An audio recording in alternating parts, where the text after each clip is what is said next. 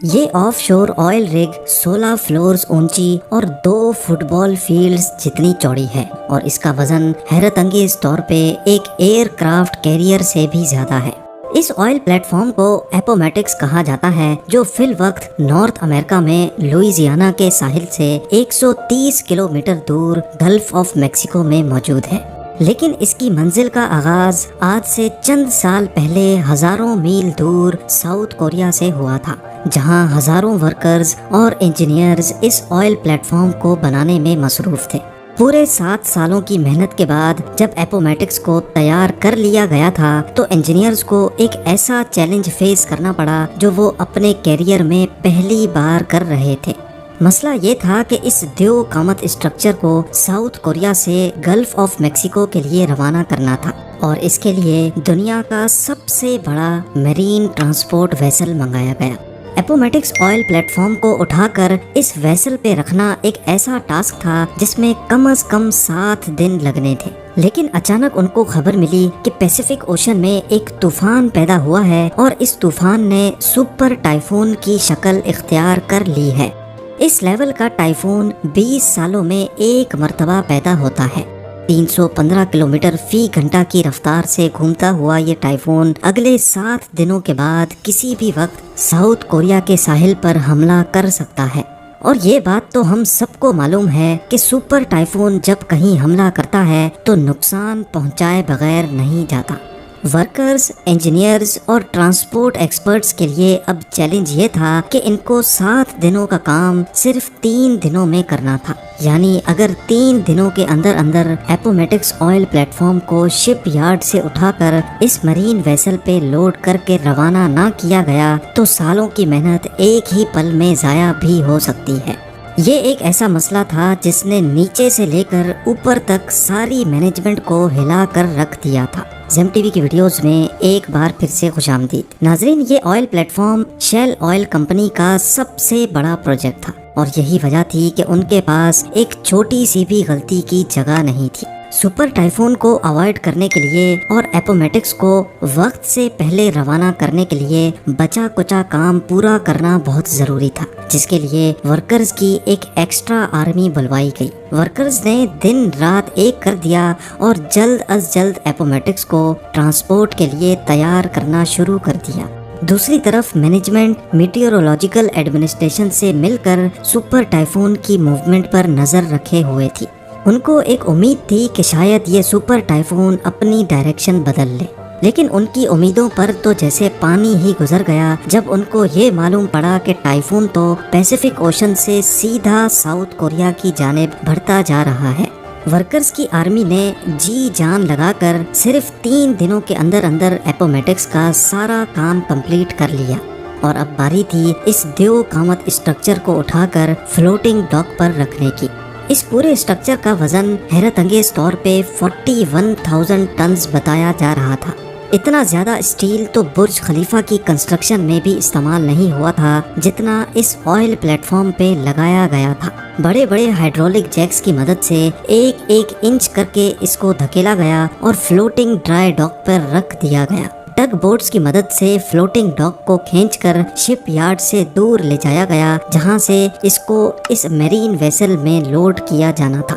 یہ دنیا کی سب سے بڑی میرین ٹرانسپورٹ ویسل ہے جو 98,000 ٹنز کا وزن آسانی سے کیری کر سکتی ہے، اور اسی پر اپومیٹکس کو دنیا کے دوسرے کونے گلف آف میکسیکو تک جانا تھا۔ اگلی صبح اپومیٹکس کو فلوٹنگ ڈاک سے اتار لیا گیا۔ اب آئل پلیٹ فارم پہلی بار پانی پہ فلوٹ کرنے لگا۔ ٹگ بوٹس کی مدد سے پلیٹ فارم کو مزید ڈیپ واٹر تک کھینچا گیا، جہاں یہ میرین ویسل پہلے سے انتظار کر رہی تھی۔ دوسری طرف سپر ٹائفون تیزی سے ساؤتھ کوریا کی طرف بڑھتا جا رہا تھا، اور مینجمنٹ کے سر پر ایک تلوار سی لٹک رہی تھی۔ اب سپر ٹائفون صرف 48 آورز دور تھا، اور جیسے جیسے وہ قریب آتا جا رہا تھا ویسے ویسے سمندر میں اس کی نشانیاں بھی ابھرنے لگی تھیں۔ سمندر میں ہواؤں اور لہروں کا سلسلہ بڑھ رہا تھا جو اپومیٹکس کے لیے ایک خطرے کی نشانی تھی۔ اگلا لمحہ بہت زیادہ نازک تھا۔ آئل پلیٹ فارم کو ویسل پہ لوڈ کرنا بہت ہی کمپلیکیٹڈ کام ہوتا ہے۔ اس کے لیے پہلے ویسل اپنے اندر موجود واٹر ٹینکس میں پانی انٹیک کرتی ہے، جس کی وجہ سے وہ پانی کے اندر چلی جاتی ہے۔ پھر tug boats oil platform کو کھینچ کر ویسل کے اوپر لے کر جاتی ہیں، اور پھر آخر میں ویسل پانی کو واپس باہر نکالتی ہے، جس کی وجہ سے ویسل اوپر کی جانب اٹھ جاتی ہے۔ لیکن یہ کام اتنا آسان بھی نہیں ہوتا ہے جتنا آپ نے اس اینیمیشن میں دیکھا۔ اس کام کے لیے سمندر کا پرسکون ہونا بہت ضروری ہوتا ہے، کیونکہ اگر لہروں میں یہ کام کیا گیا تو ایپومیٹکس صحیح الائنمنٹ میں ویسل کے اوپر نہیں لوڈ ہو پائے گا، اور یہ چیز ویسل اور ایپومیٹکس دونوں کے لیے خطرناک ہو سکتی ہے۔ سپر ٹائفون کی وجہ سے سمندر میں کافی تیزی تھی، لہروں اور تیز ہواؤں کی وجہ سے یہ کام کرنا ممکن نہیں تھا۔ دوسری جانب وقت بڑی تیزی سے گزرتا جا رہا تھا اور ساری ٹیم کا اسٹریس لیول کافی زیادہ ہو چکا تھا۔ خوش قسمتی سے میٹیورولوجیکل ڈپارٹمنٹ کی جانب سے ٹیم کو اگلی صبح صرف 2 گھنٹے کا وقت دیا گیا، جس میں چانسز تھے کہ سمندر پرسکون رہے گا۔ ان 2 گھنٹوں میں اگر یہ کام نہ کیا گیا تو پھر اس کے بعد اور کوئی چانس نہیں مل پائے گا۔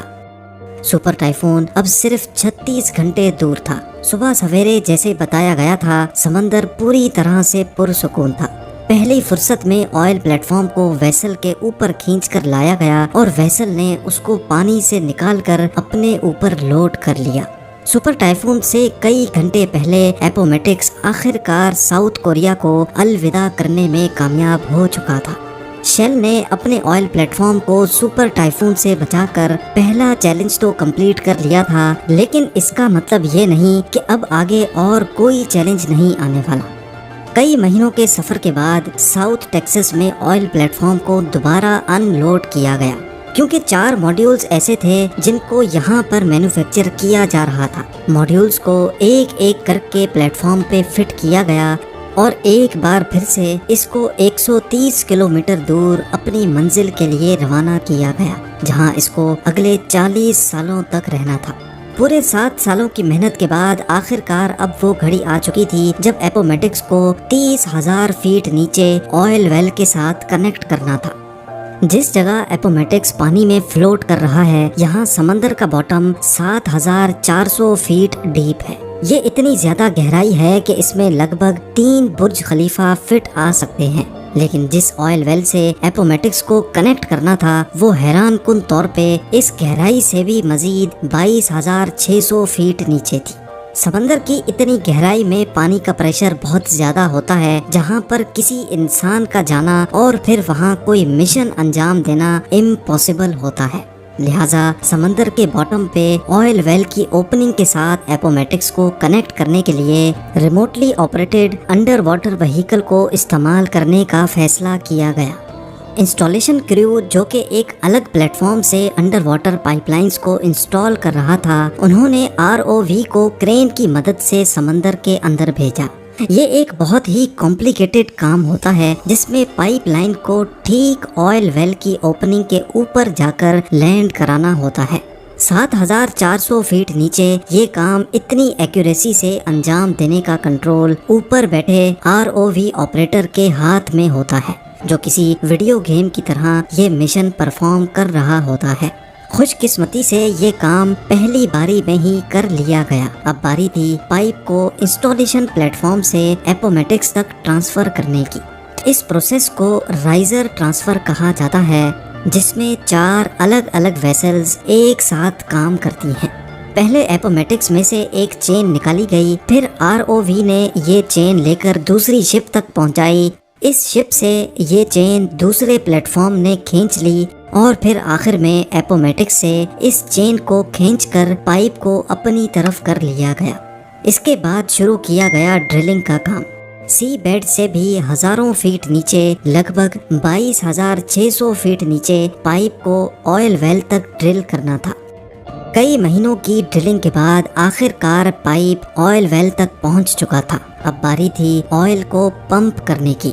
اس لمحے کو دیکھنے کے لیے پوری ٹیم جمع ہو چکی اور ایک بٹن کی مدد سے آئل پمپ کو آن کیا گیا۔ 30,000 فیٹ نیچے سے جب پہلی بار آئل پمپ ہوا تو سب کے چہروں پر خوشی دیکھنے جیسی تھی۔ ورکرز، انجینئرز اور مینجمنٹ کی 7 سالوں کی محنت رنگ لے آئی تھی ऑयल का फ्लो और उसकी क्वालिटी बिल्कुल परफेक्ट थी। आज एपोमेटिक्स हर रोज 1,75,000 बैरल्स ऑयल प्रोड्यूस करता है, जिससे इतना फ्यूल बनाया जाता है जो 40 लाख गाड़ियां एक दिन में इस्तेमाल करती हैं। शेल का मानना है कि अगले 40 सालों तक यानी 2060 तक एपोमेटिक्स इसी तरह ऑयल प्रोड्यूस करता रहेगा। उम्मीद है ये वीडियो भी आप लोग भरपूर लाइक और शेयर करेंगे। आप लोगों के प्यार भरे कमेंट्स का बेहद शुक्रिया। मिलते हैं अगली शानदार वीडियो में।